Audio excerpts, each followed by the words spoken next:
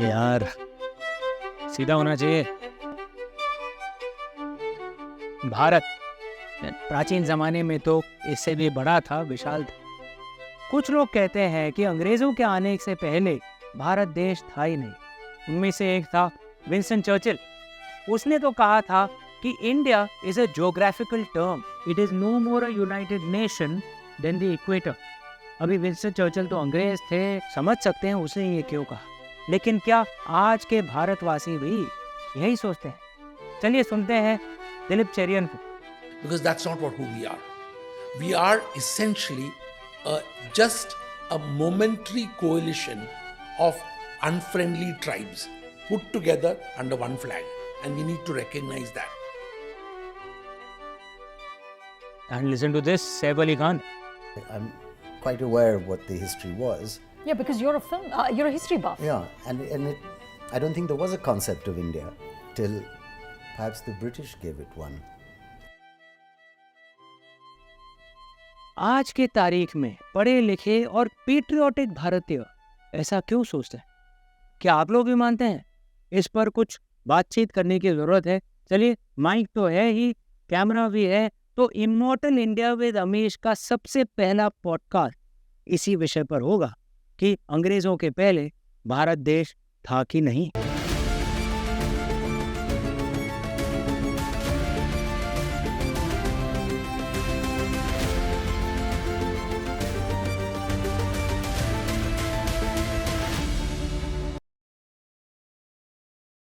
हमने दिलीप चेरियन और सैफ अली खान के स्टेटमेंट सुने, लेकिन कोई पढ़े लिखे और समझदार भारतीय जैसे कि दिलीप चेरियन और सैफ अली खान आज के समय में भी ऐसा क्यों कहेंगे? तो सुनिए जेएनयू के मीडिया स्टडीज में सहायक प्रोफेसर डॉक्टर राकेश बदब्याल को। Saif Ali Khan was absolutely right. He must have read it in schools and colleges and even reflected on it, that it's a concept when the British administratively united the largest chunk of India territorially. वो कहते हैं कि जो सैफ अली खान कह रहे हैं वो उन्होंने स्कूल कॉलेज में पढ़ा होगा। यानी हमारी शिक्षा व्यवस्था, हमारी शिक्षा प्रणाली हमें ऐसी बातें सिखा रही है। इसका मतलब ज्यादातर पढ़े लिखे भारतीयों ने यही पढ़ा है। मैंने भी स्कूल में ऐसा ही कुछ पढ़ा था, दुख की बात है। तो चलिए देखते हैं आखिर ऐसा क्यों हुआ। भारत 1947 में आजाद हुआ। इसके पहले लगभग 200 साल तक हम अंग्रेज और कुछ दूसरे यूरोपीय देशों के गुलाम रहे। उन्होंने ना सिर्फ हम पर राज किया बल्कि हमारे इतिहास को भी तोड़ मड़ोड़ कर अपने हिसाब से लिखा और हमारी समझ और सोच को उसी नैरेटिव से भर दिया। उन्होंने हम पर राज करने के लिए, अपने एजेंडा को चलाने के लिए हमसे कहा कि हम एक राष्ट्र थे ही नहीं। ऐसा नहीं कि हमने अपनी बात रखने की कोशिश नहीं की, लेकिन हम उस समय इतने कमजोर थे कि हमारी बातों को दबा दिया गया। आज हमें वही इतिहास याद है जो अंग्रेजों ने लिखा, और क्योंकि आज भी हमारी शिक्षा व्यवस्था आज भी सैडली कॉलोनियल बातों से भरी पड़ी है, यही बात हमें सिखाई जा रही है आज भी। यानी हम आज भी चीजों को उसी तरह देखते हैं जैसे वो अंग्रेज चाहते थे, उनके जाने के 75 साल के बाद भी। इसी को गैस लाइटिंग कहा जाता है। आप में से कुछ लोग गैस लाइटिंग टर्म के शायद रूबरू ना हो, जो युवा पीढ़ी है उनको तो मालूम ही होगा। देखिए, गैस लाइटिंग का मतलब ये है कि विक्टिम को ये समझाया जाता है, ये साइकोलॉजिकल मैनिपुलेशन किया जाता है कि उसके साथ जो हो रहा है, जो शोषण हो रहा है, वो उसी की गलती है, और इस तरह से विक्टिम को गैसलिट किया जाता है। ये एक मॉडर्न टर्म है, आधुनिक टर्म है। तो इसी तरह हमें भी गैसलाइट किया गया, मैनिपुलेट किया गया। मिलान कुंदेरा की book of laughter and forgetting में लिखा है कि किसी को नष्ट करने के लिए सबसे पहले उसकी यादों को मिटा देना चाहिए। उसकी किताबों, संस्कृति और इतिहास को मिटा दो, तो फिर नई किताबें लिख कर नई संस्कृति और नया इतिहास बना दो, और जल्द ही वो राष्ट्र भूल जाएगा कि वो क्या था और क्या है। ऐसा ही कुछ भारत के साथ हुआ। अंग्रेजों ने भारत को बटे हुए राज्यों की धरती कहा, जो हमेशा आपस में लड़ते रहते थे, हमारा क्या था, हम तो लड़ते रहते हैं, ऐसा कहने से वो हमें बांट कर हम पर राज कर सकते थे।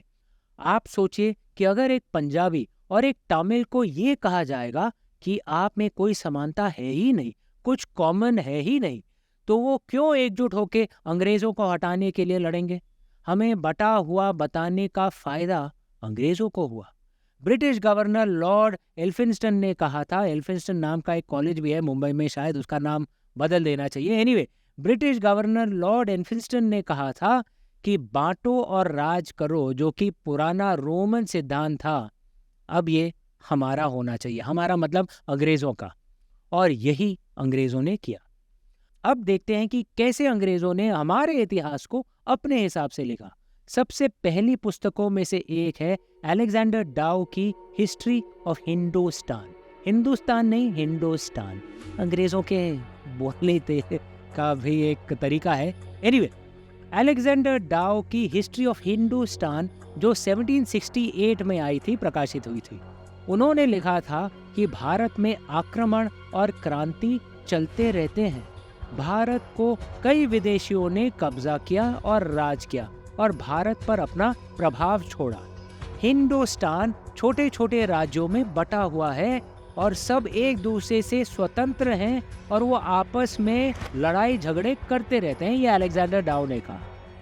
इसके बाद जितनी ब्रिटिश पुस्तकें आईं, सब यही कहती रहीं कि भारत कभी एक राष्ट्र तो था ही नहीं।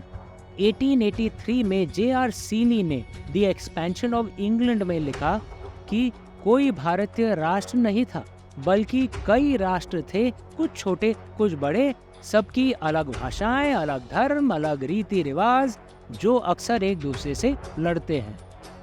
आगे लिखते हैं कि ब्रिटिश राज न्यायोचित यानी जस्टिफाइड था और भारतीयों को सिविलाइज्ड बनाने के लिए इसकी जरूरत थी, मतलब अंग्रेजों ने हमें सभ्य बनाया।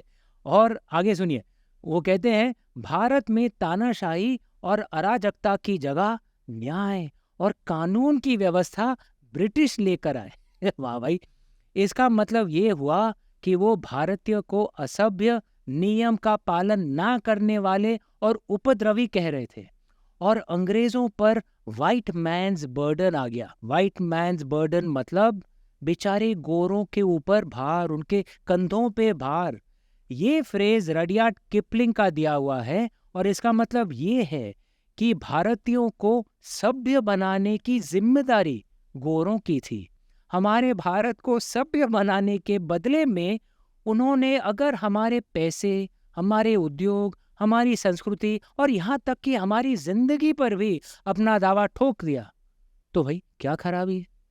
अजब तरीका है यार। शोले पिक्चर में याद है वो गब्बर सिंह ने गांव वालों को कहा था, गब्बर के ताप से तुम्हें एक ही आदमी बचा सकता है, एक ही आदमी, खुद गब्बर। उसका आदमी तुम लोगों से कुछ अनाज, कुछ सोना, ये सब ले जाते हैं, तो कुछ गलत करते हैं? गब्बर ने जवाब दिया था, तो क्या कोई जुल्म करते हैं? कोई जुल्म नहीं करते, कुछ गलत नहीं करते। और ये गोरे जो थे, ये अंग्रेजी गब्बर सिंह थे। एनीवे, वापस आते हैं। अजीब ये नहीं कि इस तरह का बेतुका नैरेटिव बनाया गया, अजीब है कि इस नैरेटिव पर आज तक भी कुछ पश्चिमी और कुछ भारतीय लोग विश्वास करते हैं, स्पेशली जो भारतीय लोग जिनका अंग्रेजीकरण हो गया है। और इसका कारण है भारतीय शिक्षा प्रणाली। भारतीय यूनिवर्सिटीज में ब्रिटिश इतिहासकार विंसेंट स्मिथ की किताब चलती थी। इसमें लिखा है कि भारत को सिर्फ अंग्रेज ही बचा सकते थे। स्मिथ कहते हैं कि पहली बार भारत के पूरे भूभाग को एक प्रशासन के नीचे अंग्रेजी लेकर आए। उन्होंने हमें एकता और व्यवस्था दी। क्या भाई चाणक्य का नाम नहीं सुना है क्या? एनीवे, भारतीय राष्ट्र को तोड़ने का जो काम ब्रिटिश इतिहासकार कर रहे थे, वही काम ब्रिटिश प्रशासन भी कर रहा था। जॉन स्टेकी नाम का एक प्रशासनिक अधिकारी ने कैम्ब्रिज में कहा कि कभी भारत था ही नहीं और ये कभी एक संगठित राष्ट्र नहीं बनेगा। लेकिन हम उन्हें बताना चाहते हैं कि भारत एक राष्ट्र था, है और हमेशा रहेगा। अंग्रेजों के जाने के बाद 75 साल के बाद भी हम आज भी यहीं हैं और रहेंगे।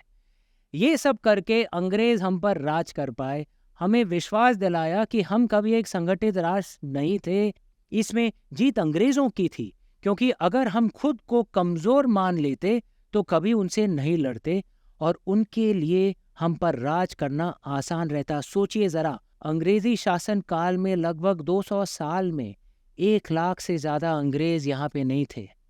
1 लाख लोगों ने 35 करोड़ भारतीयों को, उस जमाने में हमारी आबादी 35 करोड़ थी, 1 लाख लोगों ने 35 करोड़ भारतीय वासियों पर लगभग 200 साल तक राज किया, क्योंकि हम अपने आप को कमजोर समझने लगे, उनसे लड़ाई की नहीं जब कर सकते थे। तो अंग्रेजों ने जो किया वो तो अपने स्वार्थ के लिए किया, जायज है उनके नजरिए से, लेकिन क्या इसमें थोड़ी सी भी सच्चाई है कि भारत एक राष्ट्र नहीं था? इसका सीधा साधा जवाब है बिल्कुल नहीं, बिल्कुल कतई नहीं। भारत सबसे पुरानी सभ्यता है जो आज तक जिंदा है। अभी के लिए हम भारत एक राष्ट्र है या नहीं, इस बात पर लौट आते हैं। क्या हमारे पूर्वज मानते थे कि हम सच में एक राष्ट्र हैं? अगर वो मानते थे तो भाई अंग्रेज तो झूठे साबित हुए। जी हाँ, हमारे पूर्वज मानते थे। इसके कई उदाहरण हैं। आपने पुराना ग्रंथ शास्त्र विष्णु पुराण के बारे में तो सुना ही होगा। मॉडर्न इतिहासकार कहते हैं कि विष्णु पुराण 1,500 से 2,000 साल पुराना है।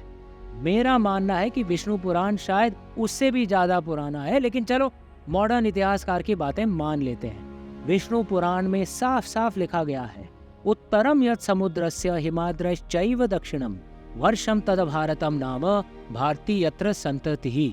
संस्कृत में है, मैं अनुवाद कर देता हूँ, घबराए नहीं। अर्थ ये है कि सागर के उत्तर में और हिमालय के दक्षिण में एक राष्ट्र है जिसे भारत कहते हैं, और यहाँ भरत के वंशज रहते हैं।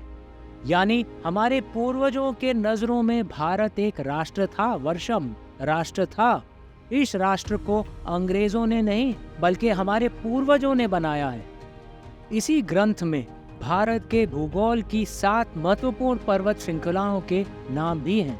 महेंद्र, मलय, सह्य, सुक्तिमत, रुक्ष, विंध्य और परिपात्र।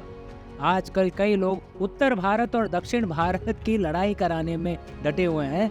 इनको बता दूं, इन 7 श्रृंखलाओं में दक्षिण भारत के 2 पर्वत श्रृंखलाएं भी हैं, जैसे सुक्तिमत और मलय। ये विष्णु पुराण में है। विष्णु पुराण में आगे भारत के प्रमुख नदियों के नाम भी हैं, जैसे चंद्रभागा, नर्मदा, तापी, पयोष्णी, गोदावरी आदि नदियों के नाम भी हैं। ये भी लिखा है कि भारत के पश्चिम में यवन यानी ग्रीक और पूर्व में किरात यानी चीनी तिब्बती लोग रहते हैं। यानी हमारे पूर्वज भारत और भारतीयों के बारे में स्पष्ट थे, क्लियर थे। सबसे पुराने तमिल ग्रंथों में से एक तोलकाप्यम की भूमिका में लिखा है कि वो वेदों से प्रेरित हैं, जो दिखाता है कि पूरे भारत में, समस्त भारतवर्ष में कितनी समानता थी। हमारे पूर्वजों को इस बात में कोई संदेह नहीं था कि भारत एक संगठित राष्ट्र था, विविध संप्रदाय और लोगों का एक संयुक्त राष्ट्र। लेकिन ये तो हो गई हमारे पूर्वजों की बात। क्या विदेशी लोग भी ये मानते थे कि भारत एक देश है? हाँ, इसके कुछ प्रूफ है आपको दिखाने के लिए। विदेशी भी मानते थे। द इंडिया दे सॉ नाम की 4 किताबों की एक श्रृंखला है। इसे इतिहासकार मीनाक्षी जैन और संध्या जैन ने एडिट किया। इसमें उन विदेशियों के यात्रा वृत्तांत यानी ट्रैवलॉग्स हैं जो विदेशी भारत आए थे यात्रा के लिए। चारों भाग अलग अलग टाइम पीरियड्स पर हैं। 2500 साल पहले से लेकर कुछ 100 साल पहले तक की वृत्तांत इसमें मिलेंगे, ट्रैवलॉग्स मिलेंगे।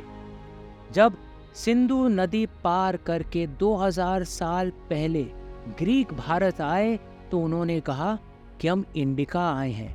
इंडिया को वो इंडिका कहते थे। ग्रीक लेखक मेगास्थेनिस ने लिखा, भारत एक चौकोर आकार का देश है, क्वाड्रिलैटरल। इसके दक्षिण और पूर्व में सागर है, पश्चिम में सिंधु नदी और उत्तर में इमोडस पहाड़। इमोडस एक ग्रीक नाम था जो ग्रीक, हिंदू कुश, पामीर और हिमालय को मिलाकर उसे मानते थे कि भाई ये इमोडस है। रोमन साम्राज्य के समय भारत आने वाले इतिहासकार डियोडोरस सिक्युलस अपनी किताब बिब्लियोथेका हिस्टोरिका में कहते हैं, भारत में सरकार लोकतांत्रिक है। ये रोमन जमाने की बात मैं कर रहा हूँ, 2000 साल पहले।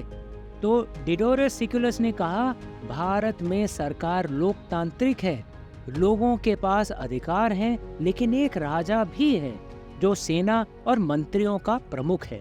भारतीय लोग न्याय का सम्मान करते हैं और सच्चे हैं। भारतीय लोग, मैं दोहराता हूँ, भारतीय लोग न्याय का सम्मान करते हैं और सच्चे हैं। तो रोमन लोग जो ब्रिटिश लोगों से कई सौ साल, इनफैक्ट एक्चुअली ऑलमोस्ट 2000 साल पहले भारत आए थे, वो मानते थे कि भारत एक राष्ट्र है। और ब्रिटिश लोग तो मानते हैं कि रोमन उनके तरह से एक इंस्पिरेशन है। आपने देखा होगा इंग्लैंड में कई इमारतें रोमन स्टाइल में बनी हुई हैं। भारत आने वाले सबसे पहले चीनी साधु, एटलीस्ट रिकॉर्ड्स के मुताबिक सबसे पहले चीनी साधु फाक्शियान। देखिए, ये चीनी शब्दों का उच्चारण करना थोड़ा सा मुश्किल है, तो अगर मैंने कुछ गलती की है तो मैं क्षमा प्रार्थी हूँ। फाक्शियान जो सन 400 में भारत आए, वो श्रीलंका से आने वाले बौद्धों, बुद्धिस्ट के लिए कहते हैं कि भारत आकर उन्हें उत्तर के पहाड़ों से लेकर दक्षिण के सागर तक भगवान बुद्ध महसूस हुए। हालांकि जब श्रीलंका के बौद्ध आए तो वो तमिलनाडु में उतरे थे, जो गौतम बुद्ध के जन्म स्थान से, जो इंडो नेपाल बॉर्डर पर है, वहां से 2500 किलोमीटर दूर तमिलनाडु में उतरे थे।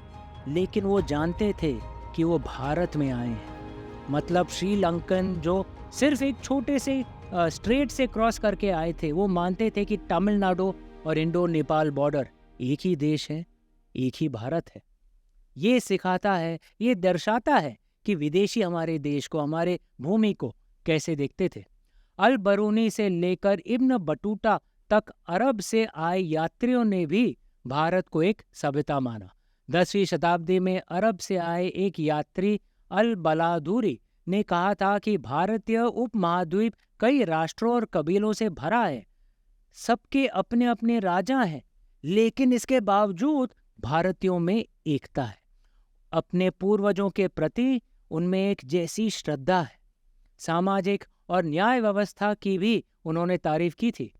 ध्यान देने वाली बात यह है कि कुछ विदेशी यात्री उत्तर से भारत में आए और कुछ समुद्र के रास्ते से, दक्षिण के रास्ते से, लेकिन इन सब के बावजूद सभी ने भारत के अस्तित्व को एक माना। यहाँ तक कि क्रिस्टोफर कोलंबस, जो पुर्तगाल और स्पेन से निकला था भारत को खोजने के लिए, लेकिन अमेरिका पहुंच गया, खो गया बेचारा, वो भी भारत को एक राष्ट्र मानकर ही खोजने निकला था। बहुत से विदेशी यात्रियों ने भारत को एक राष्ट्र, एक सभ्यता की तरह ही देखा। यहाँ तक नहीं, अंग्रेजों ने भी जब उन्होंने अपनी कंपनी बनाई तो उन्होंने ईस्ट इंडिया कंपनी नाम क्यों रखा भाई, अगर इंडिया था ही नहीं, ईस्ट इंडिया कंपनी नाम क्यों रखा? यह हमारे उनके सामने खड़ा हुआ है वो सबूत, लेकिन फिर भी वो मानने को तैयार नहीं थे। एनीवे, लेकिन फिर बाद में क्यों कहा जाने लगा कि भारत एक राष्ट्र नहीं है? दरअसल यूरोप एक राष्ट्र को कैसे परिभाषित करता है, उसी में इस बात की जड़ें हैं। शायद एक जड़ है, 17वीं शताब्दी में लड़ाई कर रहे यूरोप को रोकने के लिए वेस्टफेलिया में एक संधि हुई, कई पीस ट्रीटीज हुई वहां पे। वहीं पे नेशन स्टेट की परिभाषा पहली बार निकली। यूरोप के नज़र में एक राष्ट्र वो है जिसकी एक भाषा है, एक धर्म है, एक रिलीजन है और एक रेस है। धर्म शायद रिलीजन का सही अनुवाद नहीं होगा, मैं मानता हूँ, तो चलिए फिर से दोहराता हूँ मैं इसको। यूरोप के नज़र में एक राष्ट्र वो है जिसकी एक भाषा है, एक रिलीजन है और एक रेस है। और ये आप समझ लीजिए कि उनके मापदंड में, उनके इंटरप्रिटेशन में प्रोटेस्टेंट क्रिश्चियनिटी और कैथलिक क्रिश्चियनिटी दो अलग अलग रिलीजन्स थे यहाँ, तो वो भी दो अलग राज्य बनेंगे। एनीवे, इस राष्ट्र में अगर एक सरकार हो तो उसे नेशन स्टेट कहा जाता है। मतलब एक भाषा, एक रिलीजन, एक रेस बन गया नेशन, और अगर उसकी एक सरकार हो तो बन गया नेशन स्टेट।